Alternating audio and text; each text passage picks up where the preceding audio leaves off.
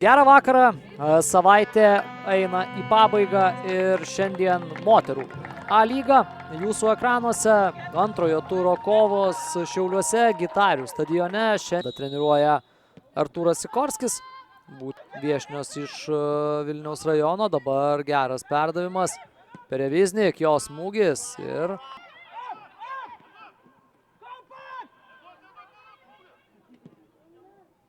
smūgis ir Panova kamuolį gaudo.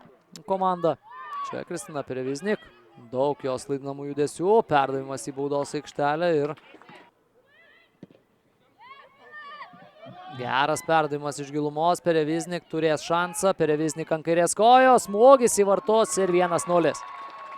Margarita Panova daro viską, bet pasiekti kamuolio jau nebepavyksta ir Kristina Pereviznik baudžia savo buvusią komandą. Labai gero perdavimo kilusi ši futbolininkė. Smūgis ir Margarita Panova.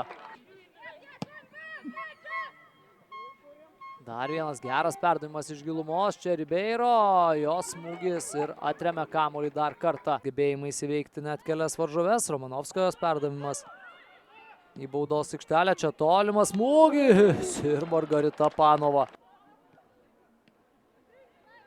Pereviznik. Vėl link Mikutaitė, šį kartą yra šansas smūgiui. Mikutaitė į vartų plotą nepataiko.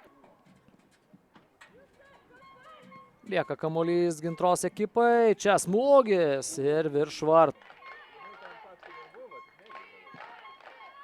Perdavimas į baudos aikštelę, smūgis galvo ir Margarita Panova vėl. Jog nori mušti ir daugiau įvarčių šiandien. Romanovskaja. Į baudos aikštelę, čia geras šansas, Blaževičiūtė, smūgis ir kamuolys vartų tinkle.